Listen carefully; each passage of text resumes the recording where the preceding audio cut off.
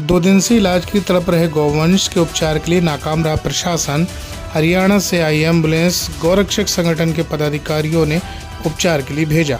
बताते चले कि थाना क्षेत्र फतेहगंज पूर्वी में एक गौवंश 2 दिन पहले चोटिल हो गया था, जिसकी सूचना जैसे ही राष्ट्रीय गौरक्षक संघ के पदाधिकारियों को हुई तो उन्होंने स्थानीय प्रशासन से उपचार की गुहार लगाई, परंतु कोई मदद न मिलने के बाद काफ़ी मशक्क़त के बाद हरियाणा के झज्जर से एक गौ सेवा समर्पित संगठन से एम्बुलेंस को बुलाया गया, जिसने 12 घंटे का सफ़र तय किया और यहां आकर गौवंश को उपचार के लिए ले गई। आइए जानते हैं पूरी खबर।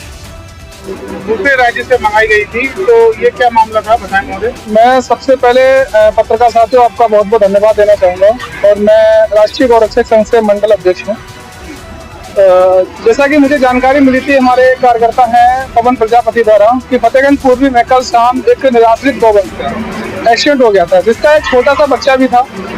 बच्चे की मौके पे ही मौत हो गई थी और उस गौवंश को इलाज के हेतु संबंधित वहाँ की जो वेटनरी ऑफिसर है वीओ हैं खुशबू सिंह, उनको फोन किया गया और उन्होंने तत्काल ही पर्चे जानने के बाद फोन को काट दिया।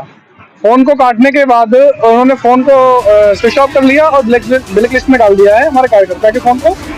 जैसा कि ये बहुत ही शर्मनाक है, बहुत ही निंदनीय है, क्योंकि आप जिस कार्य के लिए यहाँ पर रखी गई हो अपना कार्य भी बखूबी नहीं निभाया जा सकता है, तो फिर आप किस काम की है। 12 घंटे का सफर तय करने के बाद एक गौवंश को हरियाणा से एक एम्बुलेंस आती है जो कि तीसरे राज्य में हमारी सरकार, हमारे उत्तर प्रदेश के जो भी संबंधित व्यक्ति हैं बहुत बड़े बातें करते हैं कि गौशालाओं की देखिए क्या स्थिति है, क्या नहीं है, बहुत ज़्यादा स्थिति खराब है। अगर हम बात करते हैं तो इस क्षेत्र में, इस बरेली में और इस पूरे मंडल में माननीय मेनका गांधी, श्रीमती मेनका गांधी जी के जो केयर टेकर हैं धीरज पाठक जी, वो एक ऐसे व्यक्ति हैं काफ़ी मदद करते हैं। कहीं की भी अगर कोई गौवंश है, अगर चोटिल है, कैसा भी है, तो मदद करते हैं। वरना अगर इस गौवंश को ना लें तो स्थिति इतनी गंभीर हो जाएगी कि रोड पे निकलना महंगा पड़ जाएगा।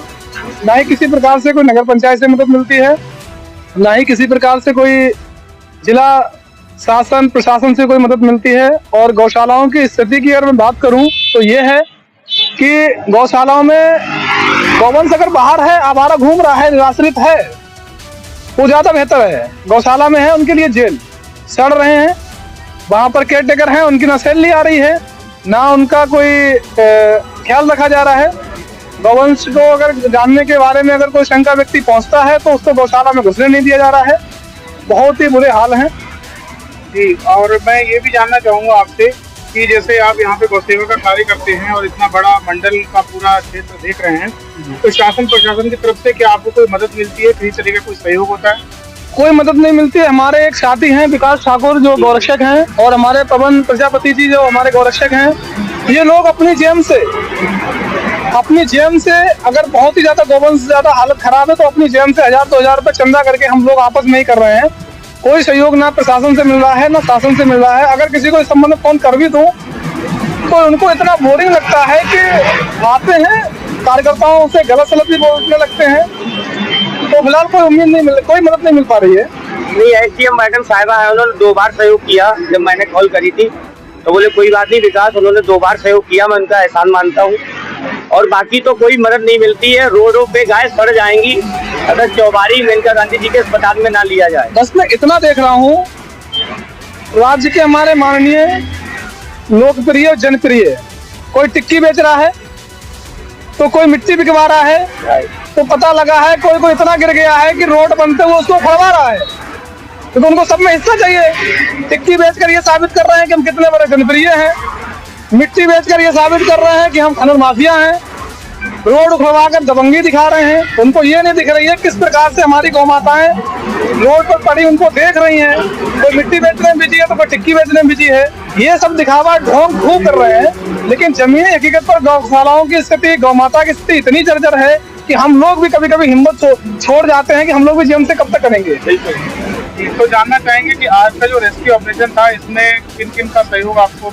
हमारे संगठन के पवन प्रजापति जो जिला संयोजक जी हैं बरेली से, उनका फोन आया था, उनके माध्यम से अवगत हुआ। तो मैं मौके पर स्वयं मंडल अध्यक्ष बरेली विनोद राठौर और हमारे साथी विकास ठाकुर जी पहुंचे और प्रदेश सचिव जितेंद्र यादव भी मौके पहुंचे और हमारे भाई राकेश तिवारी भी जी पहुंचे और हमारे रामवीर जी भाई साहब ये भी पहुंचे, लेकिन हम लोग आपस में सहयोग करते रहते हैं, लेकिन किसी प्रकार से ना तो मुझे कोई शासन से मदद मिल रही है ना प्रशासन से मदद मिल रही है। यानी अगर आज दूसरे राज्य से मदद नहीं मिलती तो आज फतेहगढ़ में ये गौवंश शाम तक मर जाता भाई, ये खत्म हो गया था। अगर उसको सही समय से इलाज मिलता, खुशबू सिंह फतेहगंज पूर्वी की जो वीओ है अगर समय पे पहुंचती तो वो भी बच जाता।